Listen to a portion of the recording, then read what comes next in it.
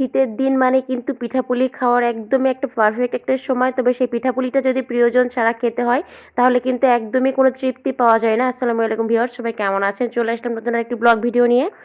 তো আমি কিন্তু শুরুতে যে কথাটা বলেছি সেটাই কিন্তু আপনারা ডিসপ্লেতে দেখতে পাচ্ছেন যে আমি কিন্তু পিঠা বানাচ্ছি, তাই না?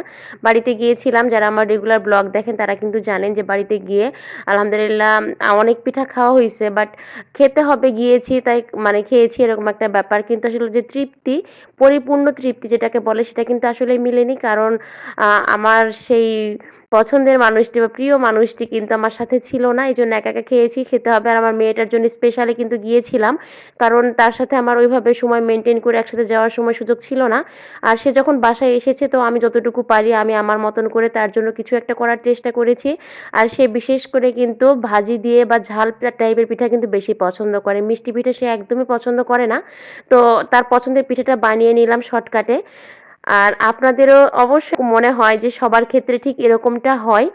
আর অনেকে ভাববেন যে হয়তো সিম্পল একটা পিঠা বানিয়েছে, এটা নিয়ে এত কিছু বলারই বা কি আছে। এখানে ব্যাপার হচ্ছে আমি পিঠা কিরকম বানালাম বা কি পিঠা বানিয়েছি এটা কিন্তু মোটেও ফ্যাক্ট না। ব্যাপার হচ্ছে যে আসলে আমি কার উদ্দেশ্যে বানিয়েছি আর সেখানে কতটুকু তৃপ্তি পেয়েছে, আর সে তৃপ্তি পেয়েছে কিনা, তাকে খাইয়ে আমার কতটুকু ভালো লেগেছে, এটাই কিন্তু এখানে আসল বিষয়।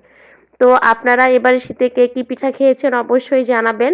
আর আমি যে পিঠাটা করলাম এটা আসলে আমি একদম সিম্পলি নরমালি একটা পিঠা। এটা আমি মাঝে, মাঝে আমার মেয়ের জন্য করে দিই। কারণ আমার মেয়েও কিন্তু ওর বাবার মতোই রুচি পছন্দ বলতে গেলে। ও ঝাল পিঠা অনেক বেশি পছন্দ করে। আর এই ঝাল পিঠাটা কিন্তু গরম, গরম খেতে বেশ ভালোই লাগে। আপনারা এভাবে করে খেয়েছেন কিনা অবশ্যই কিন্তু জানাবেন। আর এই পিঠাটা আমার যদি বলি স্পেশালি আম্মু যেভাবে করে, যে ভেতরে খিরসা বলি আমরা আমাদের নওগাঁর ভাষাতে, অন্য কোথায় কে কি বলে আমি আসলে জানি না। তবে নারিকেল দুধ দিয়ে অনেক সুন্দর করে কিন্তু খিরসাটা এমনি খালি মুখে খেতে বেশ মজা লাগে। তো খিরসা দিয়ে এই পিঠা বানিয়ে যখন বাসি হয়ে যায় ঠান্ডা, অর্থাৎ আমার ঠান্ডা পিঠা এমনি খেতে অনেক ভালো লাগে। চিতই পিঠাও যদি ঠান্ডা করে পরের দিন বা বিকেলে, অর্থাৎ ঠান্ডা হয়ে যাওয়ার পর যখন একটু শক্ত, শক্ত হয় এই সময় পিঠাগুলো খেতে আমার বেশ মজা লাগে।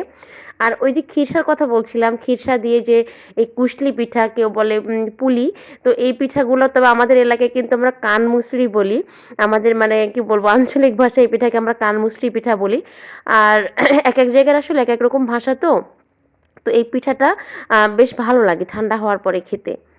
তো সবকিছু মিলিয়ে আজকে ব্লগটা খুব বেশি একটা লং করব না, এই জন্যই যেন আপনাদের ব্লগগুলো দেখার ধৈর্য থাকে। তো আমাদের ব্লগগুলো কারা রেগুলার দেখে থাকেন আর কতটুকু ভালো লাগে, নর্মালি আমি দেখেছি যে আমার মেয়ের ব্লগগুলো কিন্তু সবাই অনেক বেশি পছন্দ করে। আর আমার ব্লগ আমি স্পেশালি নিজের ব্লগ মনে হয় বেশ কিছুদিন পরে শেয়ার করলাম। আমি রান্নার ভিডিও কিন্তু আগে অনেক অনেক বেশি আপনাদের জন্য তৈরি করেছি, বা শুরুর দিকটা রান্নার অনেক ভিডিও করতাম, বাট পরবর্তীতে এটা কন্টিনিউ করিনি আসলে। দেখা যাচ্ছে যে অডিয়েন্সদের পছন্দের প্রাধান্য দিতে হয়। তো সব কিছু মিলিয়ে আমরা ডেইলি ব্লগ করি। আমার মেয়ের আমি যে ব্লগগুলো করি সেগুলোতেই দেখি যে আপনারা অনেক বেশি এনজয় করেন। তো যাই হোক, সবাই ভালো থাকবেন, সুস্থ থাকবেন, আমাদের জন্য দোয়া করবেন। আর ভালো লেগে থাকলে অবশ্যই লাইক কমেন্ট শেয়ার করে দেবেন। আল্লাহ হাফেজ।